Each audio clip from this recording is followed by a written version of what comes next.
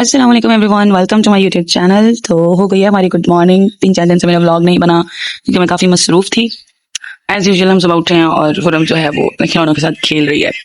मसरूफ़ मैं इसलिए थी क्योंकि मेरी जो है वो ननद आई हुई थी और उनके हस्बैंड और उनकी बेटी वो काफ़ी 6-7 महीने के बाद आए हैं। वो बहावलपुर होती हैं, तो वो काफ़ी टाइम बाद आई थी मिलने। तो जी वो आई हैं और हमारा इतना अच्छा टाइम गुजरा साथ में, हमने इतना इन्जॉय किया। वो जब भी आती है ना हमारे जो है वो दिन बहुत अच्छे गुजरते हैं, हम बहुत इन्जॉय करते हैं।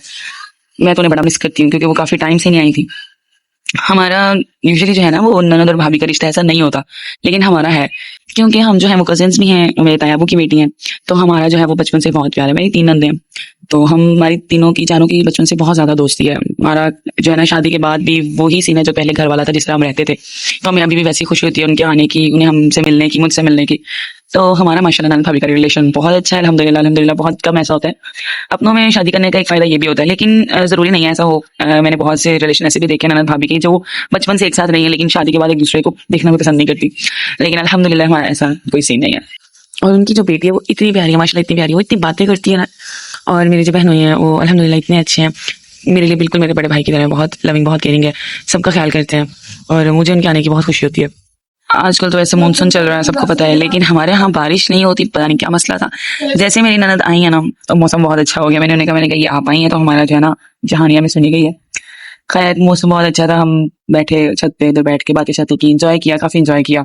6-7 महीने से जो बातें इकट्ठी हुई थी वो हमने की, बैठ की चुगलियां की, क्योंकि जितना भी आप कॉल पे या मैसेज पे बात कर लो वो मजा नहीं है जब तक आप साथ बैठ के बात नहीं करते।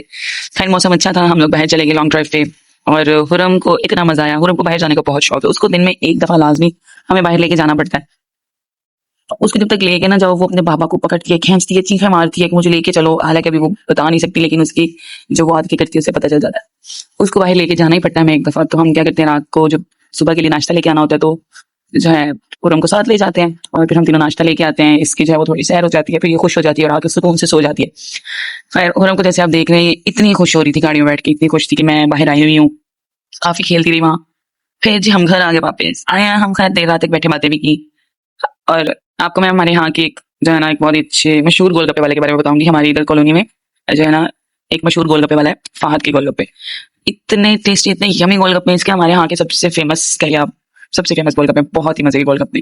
खैर हमने गोलगप्पे मंगवाए और खुद बनाए, बना के जो है हमने खाए, सबने खाए, बड़ा मजा आया। फिर उसके बाद हम बच्चों को ले गए जॉयलैंड, जॉयलैंड बच्चों को ले गए, बच्चे ने सबने वहाँ बहुत इंजॉय किया। उसके बाद घर आ गए, बादशाह की खाना वगैरह खाया। और मैं सॉफ्ट ड्रिंक्स की इतनी दीवानी हूँ कि मेरा दिन नहीं गुजरता इनके बगैर। मैं जब तक रात को सोने से पहले मैं कोल्ड ड्रिंक नहीं पी लूँ मुझे नींद नहीं आती।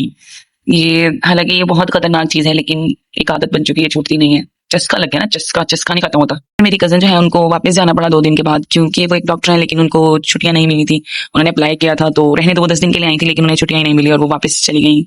और फिर हम और ज्यादा बोर होने लगे। फिर मैं अम्मी की तरफ रहने चली गई और वहां गई तो मेरा कुछ बहुत मीठा खाने को दिल कर रहा था। तो मेरी कजन ने कहा कि आप ही मैं आपके लिए ब्राउनी बना देती हूँ थोड़ी सी, तो आप वो खा लो। तो उसने वो ब्राउनी बनाने लगी, तो मैंने कहा चलो मैं जो है ना आपके साथ भी रेसिपी शेयर कर लेती हूँ। अच्छा ये ब्राउनी की रेसिपी बहुत ही ईजी और तकरीबन 10 से 15 मिनट सिर्फ लगते हैं बेकिंग को मिला के इसे बनाने में।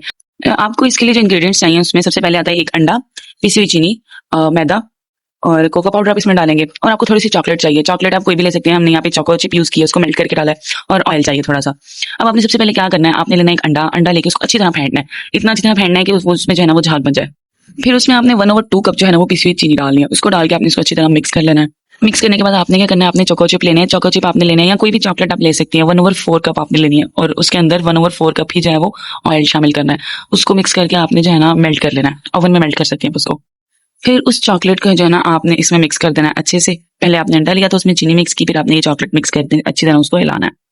उसके बाद आपने 1/4 कप जो है वो मैदा लेना है और उसके साथ आपने जो है ना 3 टेबल स्पून जो है ना कोको पाउडर लेने हैं। उन दोनों को इकट्ठे जो है वो डाल के अच्छी तरह छान के, उसको छानने में डाल के अच्छी तरह छान के उसके अंदर मिक्स करना है।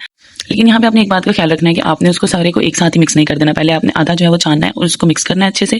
ऐसे ही है कि आपके लिए इजी हो जाएगा, इजीली जो है ना सारा अच्छे से मिक्स हो जाएगा, कोई रह नहीं जाएगा। फिर आपने दोबारा जो है बाकी जो रह जाएगा आधा उसको छान के उसको अच्छे से मिक्स कर लेना है।